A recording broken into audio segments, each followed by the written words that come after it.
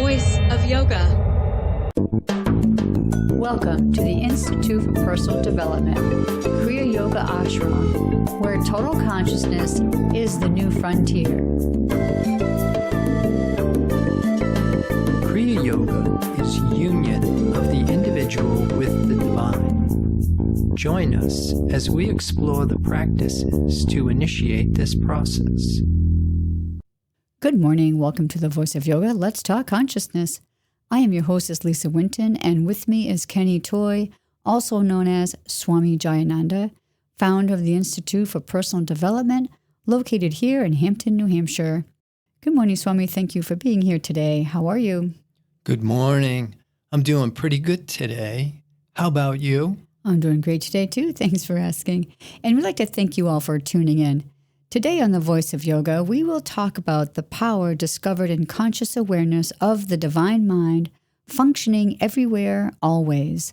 In this show, we will discuss the yoga idea of dristi or dristi, translated to mean gaze or one-pointed focus, in relation to the sixth stage of yoga, dharana or concentration. Listen as we explain the value of shifting thought from a mental material basis to the divine creation. Welcome to the Voice of Yoga. We are talking consciousness. Join the Kriya Yoga Spiritual Advance to get the light in your soul and stop the world. Swami, the title of today's program is The World Halts When Gazed. What would you like to start us off with today? Well, I think we got the inspiration for this show from the poem you have by James Frey. Maybe we could start by you reading that poem. When I see you, the world stops. It stops, and all that exists for me is you and my eyes staring at you. There's nothing else. No noise, no other people, no thoughts or worries, no yesterday, no tomorrow. The world just stops, and it is a beautiful place, and there is only you.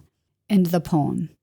When you read that poem, I had made the suggestion for you to change the you to I am. And I'll read that. When I see I am, the world stops. It stops, and all that exists for me is I am, and my eyes staring at I am. There's nothing else. No noise, no other people, no thoughts or worries, no yesterday, no tomorrow. The world just stops, and it is a beautiful place, and there is only I am. End of the poem again.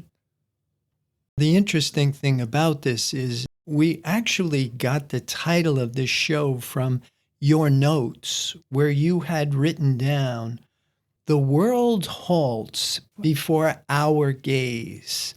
And when we were talking about that, I remember taking instruction in Ashtanga yoga classes, and they would talk about using dristi, or the gaze of the practice. Most of the instruction was physical with some mental aspects, but today I understand the focus to be on the divine creation, the spiritual truth of being.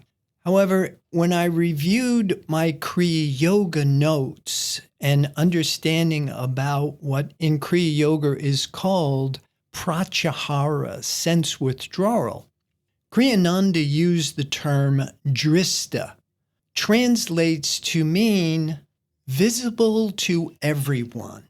In this process of sense withdrawal, we really have to master the modes of mortal thinking. In fact, in his teaching, Kriyananda wrote in his book, and I'll read it, "Until the mind is completely controlled, sense withdrawal cannot be perfected.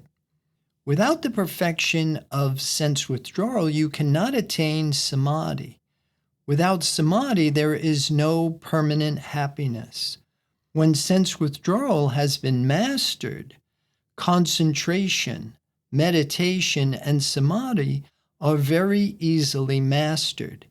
In short, the major obstacle in the attainment of the goal of yoga is sense withdrawal.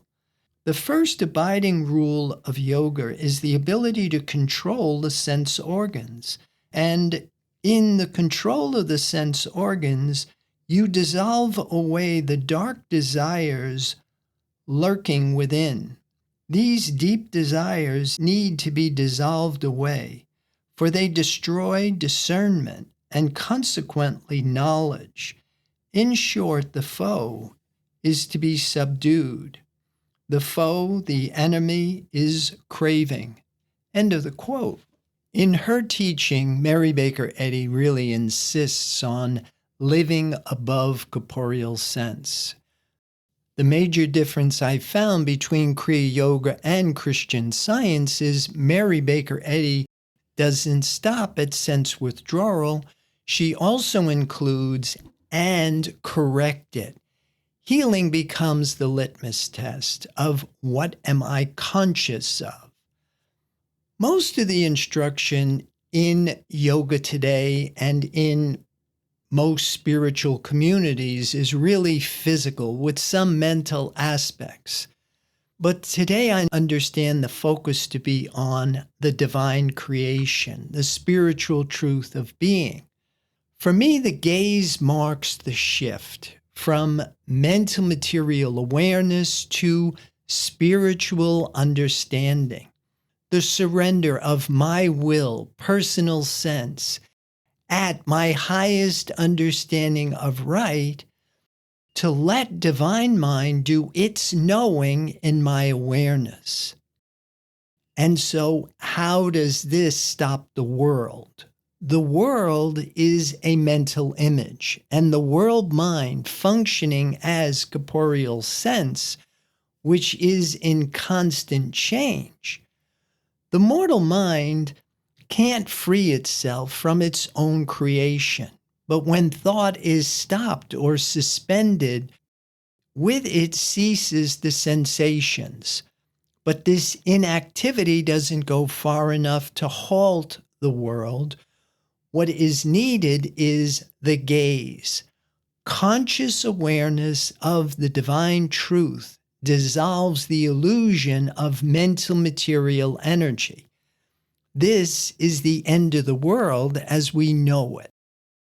In Science and Health with Key to the Scriptures, Mrs. Eddy uses the word gaze 7 times. Let's read page 248, lines 19 to 32. Do you not hear from all mankind of the imperfect model? The world is holding it before your gaze continually. The result is that you are liable to follow those lower patterns, limit your life work, and adopt into your experience the angular outline and deformity of matter models. To remedy this, we must first turn our gaze in the right direction and then walk that way. We must form perfect models in thought and look at them continually, or we shall never carve them out in grand and noble lives.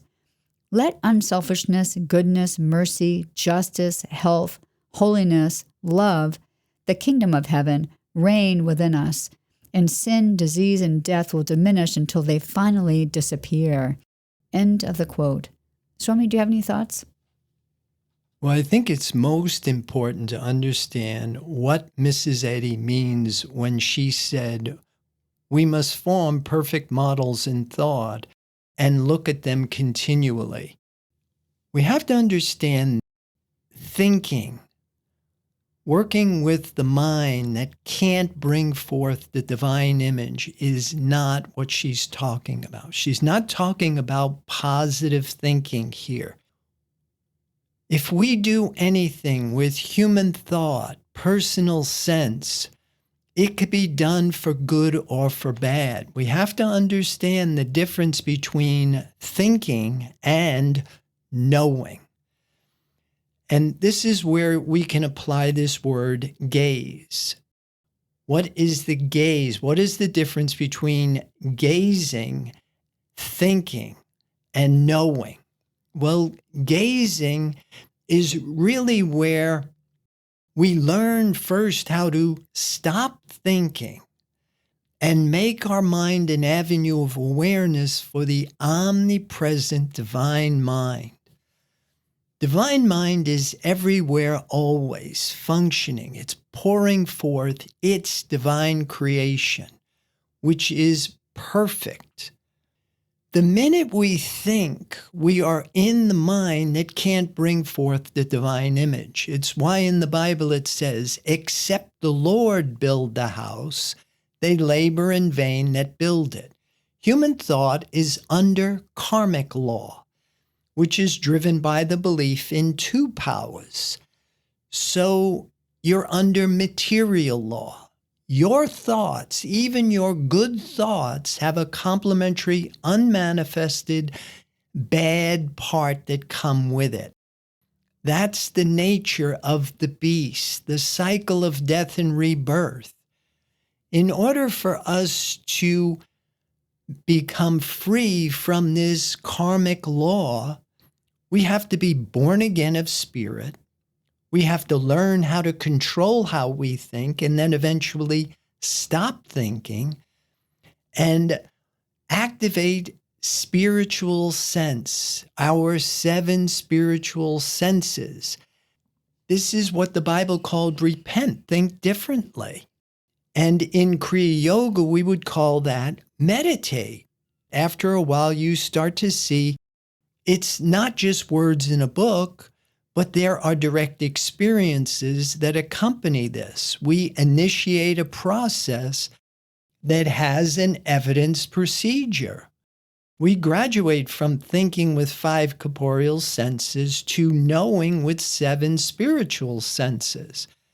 But again, we have to develop the faculty that will enable us to perceive the divine idea.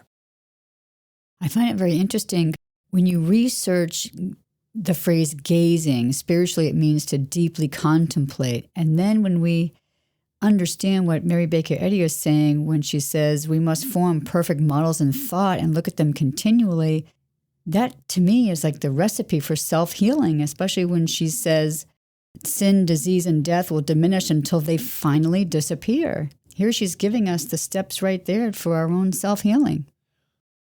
The term in yoga is called avidya. In the Bible, they call it sin, missing the mark. If you misinterpret what she says or means by form perfect models in thought, oftentimes people think that if I form thoughts in my mind, if I emit these thoughts with belief, they will have an effect on the appearance. And you're 100% right. But what she means by we must form perfect models in thought, she's really saying we must be conscious of the divine creation, not me thinking about what I want to see appear. In order for us to demonstrate divine law, spirit is a demonstrable principle. It is a law, but we must be conscious of it. And thinking about it is not the same as conscious of it. It is not us thinking about what we want. It is really letting divine mind do its thinking in our awareness. Human thought works in contrast. It works in duality. For every action, there's an equal and an opposite reaction. Divine mind thinks in terms of the absolute. It only sees the divine creation, the divine truth, and it's whole. One is rational and dualistic. The other is absolute, complete, and whole. It's entirely spiritual. And the sin is when we think we know the truth, and yet at the same time, we're getting outcomes. Now, there's a difference between what Mary Baker Eddy called faith healing and divine science.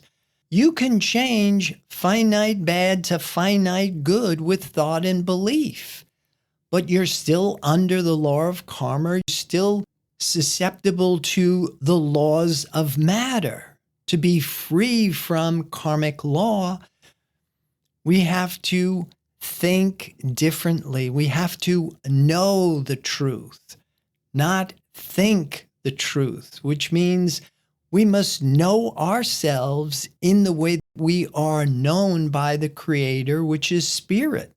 which again comes back to being born again of spirit. We're going to pause right here to hear a word from our sponsor. Listeners, we'll be back with you in just a few moments.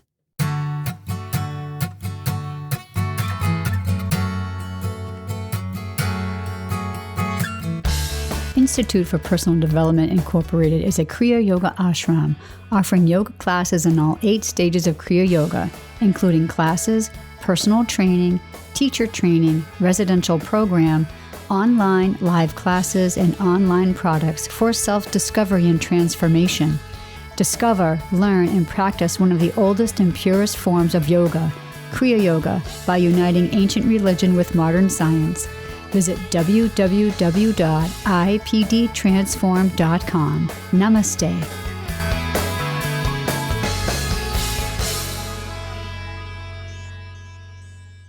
Welcome back. For those who are just joining us, you're listening to The Voice of Yoga, and we are talking consciousness.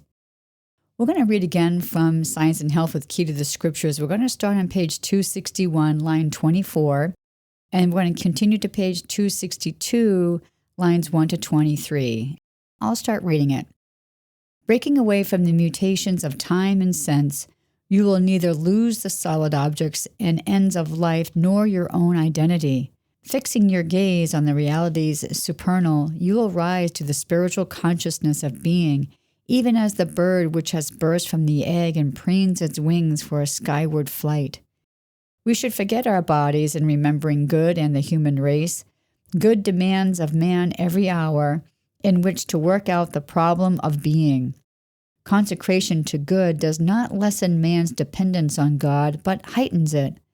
Neither does consecration diminish man's obligations to God, but shows the paramount necessity of meeting them.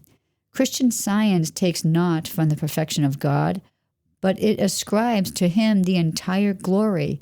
By putting off the old man with his deeds, mortals put on immortality. End of the passage so far, Swami. Any thoughts? For me to start to understand what Mary Baker Eddy is talking about here, I found something from Herb Fitch where he said, "We must know we are Christ, not in the world, while appearing as form in the world." Where she starts out and she's talking about breaking away from the mutations of time and sense. After a while, you start to see this realization, this revelation of divine truth is not going to be an event, but it is a process. We initiate a process where our identity starts to shift from a mental material basis to a spiritual basis. I find building a mental landscape that will support the divine idea, as Mary Baker Eddy suggests, to educate thought up to spiritual apprehension. It's very helpful to have the mortal mind and the 3 modes of mortal thought under control, to master and understand how this whole thing is working. It's very confusing to try and understand we are Christ, not in the world. There's only one life here. It's perfect, whole, eternal. One principle and one idea. God and God's offspring. God and the Christ. But if we don't understand how this whole thing is working, we have to come out of time, space, concept, belief, form, matter, human thinking, personal sense, human will. We live in sin. We think we're spiritual. We think we know the truth. So learning how to employ what it is that she's suggesting, breaking away from the mutations of time and sense, you will neither lose the solid objects and ends of life, nor your own identity. We don't really lose a personal sense of self. We realize the personal sense of self is merely a reflection of the divine truth. Just like when you look in a mirror, the image that's looking back at you in the reflection, there is no life, truth, intelligence, or substance in that reflection. Well, the form on the planet is the same thing. It's a reflection. And so the more you understand persons, places, things are not the divine creation, the less we lean on them. But at the same time, the key question here is, how do I resolve a physical form into a mental image capable of receiving divine revelation? So I'm now going to continue reading the passage. We cannot fathom the nature and quality of God's creation by diving into the shallows of mortal belief. We must reverse our feeble flutterings, our efforts to find life and truth in matter, and rise above the testimony of the material senses, above the mortal to the immortal idea of God. These clearer, higher views inspire the God, like man, to reach the absolute center and circumference of his being. I'm going to stop right here just to get your further insights. Yeah, this idea of rise. How to resolve the physical form into a mental image capable of receiving divine revelation. Now, of course, we use the man, the bull, the lion, and the eagle. The body of Christ, using 7 personal planets, 12 signs of the zodiac. This gives you something that you can grab onto that's visible and tangible, and at the same time, it is a mental image. It's a concept, but it is a concept capable of receiving divine revelation. You can't put an infinite mind in a finite form. And so if you don't rise into this larger sense of self and overcome all of the obstructions, master the physical and the mental, then you will not develop the faculty that will enable you to perceive the divine creation. I'm going to continue with the passage. Job said, I have heard of thee by the hearing of the ear, but now mine eye seeth thee. Mortals will echo Job's thought when the supposed pain and pleasure of matter cease to predominate. They will then drop the false estimate of life and happiness, of joy and sorrow, and attain the bliss of loving unselfishly, working patiently, and conquering all that is unlike God. End of the passage. Swami, let's continue with your thoughts here. It's very important to start to see what she's saying. We can't bring forth the divine image with the mortal mind. And so we do have to develop the faculty that will enable us to perceive the divine creation, thinking differently. Without developing this faculty, without the birth of Christ in consciousness, without the mind of Christ, there's no way of us knowing the divine truth. And so what she means by we must reverse our feeble flutterings, she's really saying we have to know the difference between thinking and knowing.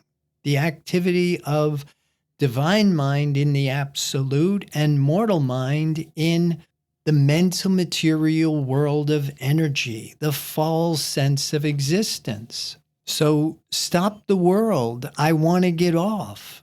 Stop thinking and start knowing is the methodology for casting out the son of perdition, which is world mind functioning as corporeal sense in individual consciousness, also known as Judas, and it must be cast out.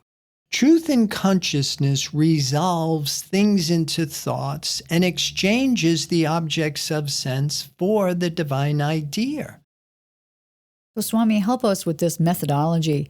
How do we begin to stop thinking when we have so much from the mortal mind that's just bombarding us every day with all this incorrect information? Yeah, this is again why I come back to the Kriya Yoga. To do this with any degree of success, you need a path of action, a path of knowledge, and a path of devotion.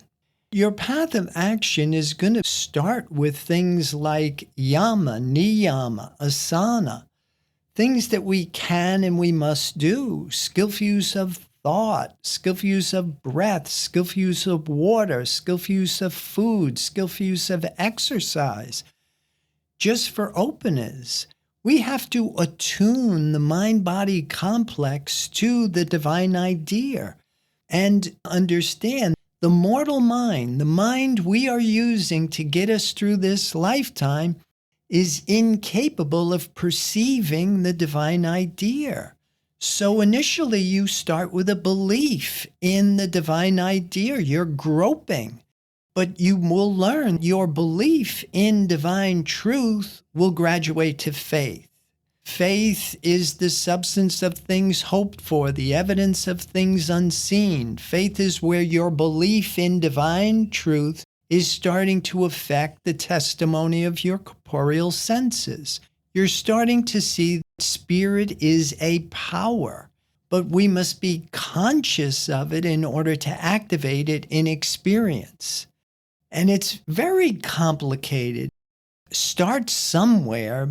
It's going to be a series of events. You must be born again of spirit, overcome these modes of mortal thought, develop your psychological organs, develop the faculty that enables you to make conscious choices based on a value system that's going to be in accordance with universal order.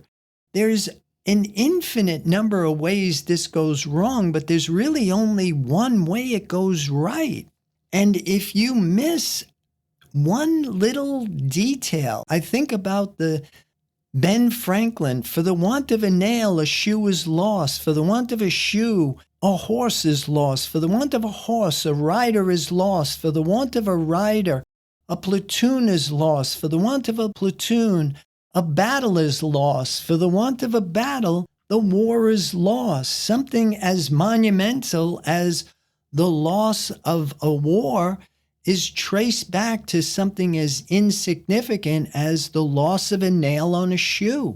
And so if you don't cross your T's, dot your I's, it reminds me of working on a website. There are certain files in a website, and there are hundreds, sometimes thousands of files that if I take a certain file and I just delete a colon, it will destroy the website. Now, to find that file in thousands of files and folders is a Herculean task if you don't know it. The same is true with life. If we don't understand how this is working, if we don't understand the relationship between the divine mind and the real man, and understanding what I'm calling life isn't life at all, then of course you remain lost in the cycle of death and rebirth. So I just wanted to recite a Bible verse that I had researched for today's episode. And this is going to be from Proverbs 4:25. And I'll read it. Let thine eyes look right on, and let thine eyelids look straight before thee. End of the verse. Any thoughts about that? Well, the thing that always comes to my mind is know the truth. Make thine eye single. Stop thinking with the mortal mind. Start knowing with spiritual sense. It's all advice, human conjecture, until our identity shifts from a mental material basis to a spiritual basis. I like what Herb Fitch said. Only when we are one with the Father, through I, Christ in you, does your consciousness reveal reality. Swami, thank you for your insights on today's episode, The World Halts When Gazed. Listeners, be sure to visit the website www.ipdtransform.com. On any of the pages, as you scroll down, you'll see several buttons there that you could press that would further your understandings. Swami, any final thoughts about today's podcast? Well, I would like to encourage people to join the Kriya Yoga Spiritual Advance, get the light in your soul, and stop the world. Namaste. Thank you for listening to our program, The Voice of Yoga. This is Lisa Winton, along with Swami Jayananda, signing off. Have a wonderful Kriya Yoga realization. Namaste.